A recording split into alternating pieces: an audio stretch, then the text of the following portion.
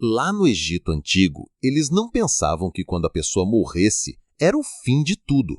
Para eles, era como começar uma aventura nova, uma viagem para um lugar chamado vida depois da morte. Mas para essa aventura acontecer, o corpo da pessoa tinha que ficar inteiro sem estragar. Imagina que o corpo é tipo um barco que vai levar a alma nessa jornada. Mas se o barco começar a quebrar, a viagem não vai dar certo. O problema é que quando alguém morre, o corpo começa a se desmontar sozinho, meio que vira uma bagunça por dentro. Tem umas coisas lá dentro que começam a atacar o corpo, e isso é ruim. Então os egípcios precisavam arrumar um jeito de impedir que o corpo estragasse para a alma poder viajar tranquila. E foi aí que eles criaram o segredo da mumificação.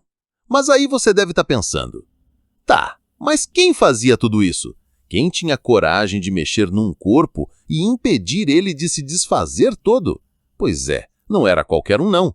Lá no Egito Antigo existia um grupo super especial chamado os Mummifiers. Eles eram tipo os mestres da transformação. Eram sacerdotes muito respeitados, com anos de experiência e um baita conhecimento de plantas, óleos, sais e, claro, alguns segredos que só eles sabiam.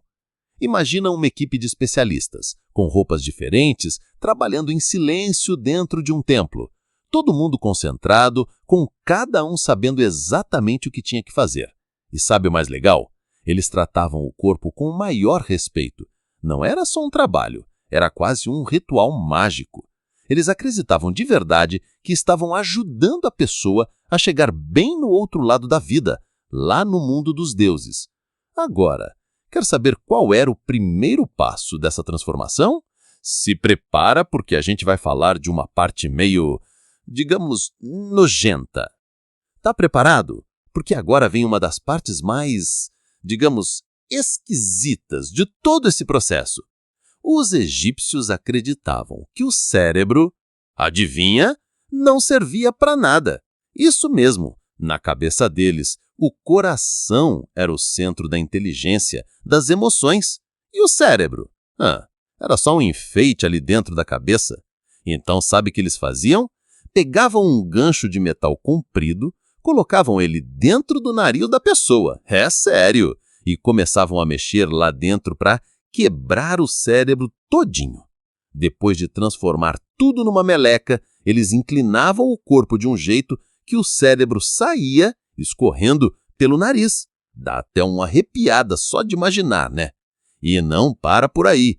Depois que a cabeça ficava vazia por dentro, eles colocavam lá dentro uma coisa chamada resina de árvore, tipo um líquido que endurecia para deixar o interior bem protegido. Imagina só, se hoje alguém falasse para você, vamos tirar o cérebro pelo nariz? Nossa, ia ser só gritaria. Mas naquela época, era o primeiro passo para virar uma múmia de respeito. E agora que a cabeça estava pronta, adivinha qual era o próximo alvo deles? Exatamente, o que tinha dentro da barriga. Depois de cuidar da cabeça, os sacerdotes partiam para a próxima missão, retirar os órgãos de dentro da barriga.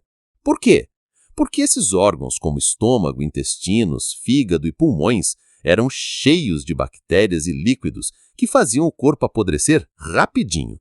Então eles faziam uma pequena abertura no lado esquerdo do abdômen e, com muito cuidado, tiravam cada órgão. Mas calma, eles não jogavam fora não.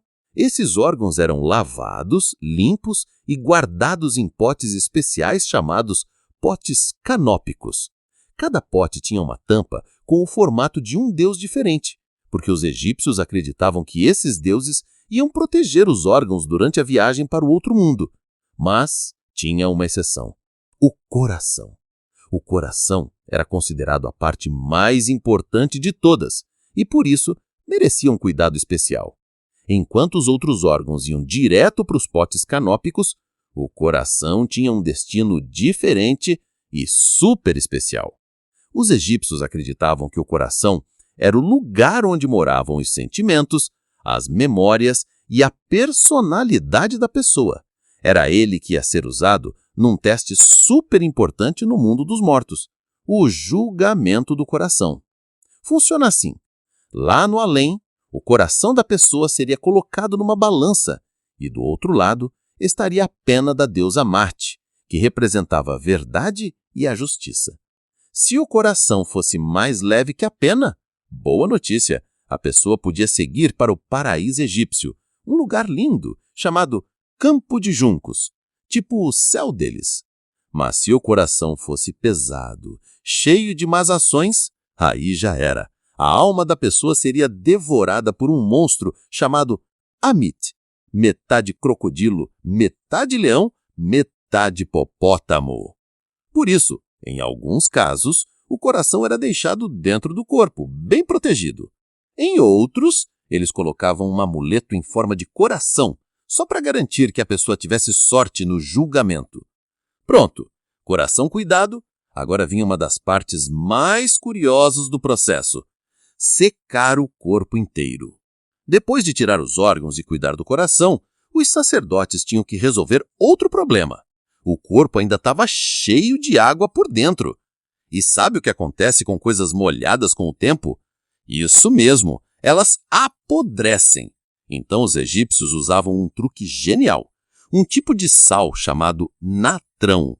Esse sal era encontrado lá mesmo no deserto do Egito e tinha um superpoder: absorver toda a umidade. Eles enchiam a barriga vazia da pessoa com sal e depois cobriam o corpo inteiro com ele. Imagina só, a pessoa ficava completamente enterrada no sal, parecendo um frango sendo temperado. E sabe quanto tempo ficava assim? Mais de 30 dias. Geralmente entre 35 e 40 dias, só esperando o sal fazer o trabalho e deixar o corpo bem seco, com uma aparência meio de couro. Depois desse tempo, o corpo já estava bem diferente, seco, duro e pronto para a próxima fase da transformação. Depois que o corpo já estava completamente seco, parecia até uma estátua de couro, sabe, meio rígida. Mas os sacerdotes não podiam deixar o corpo daquele jeito. Então, a primeira coisa que eles faziam era limpar o corpo todinho para tirar qualquer resto de sal. Depois, eles passavam óleos especiais, como óleo de cedro, para deixar a pele mais macia e flexível.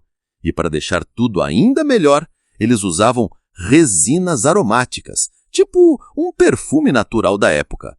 Essas resinas também ajudavam a proteger o corpo contra insetos, bactérias e o cheiro ruim. Imagina o trabalho.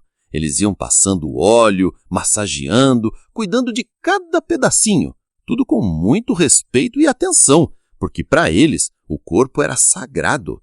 Agora que o corpo estava limpo e cheiroso, vinha uma das partes mais famosas, a hora de enrolar com as faixas de linho. Agora sim, chegava a parte mais clássica de todas: enrolar o corpo nas faixas de linho. Sabe aquelas múmias de filme, todas cobertas de pano? Então, é aqui que isso acontecia.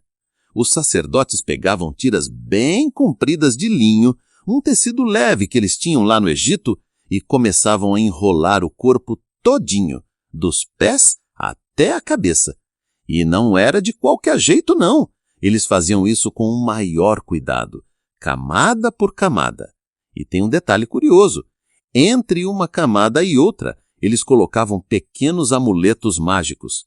Esses amuletos eram tipo talismãs, que serviam para proteger a pessoa de perigos no mundo dos mortos. Cada um tinha um significado diferente: proteção, força, saúde, tudo para ajudar na nova vida.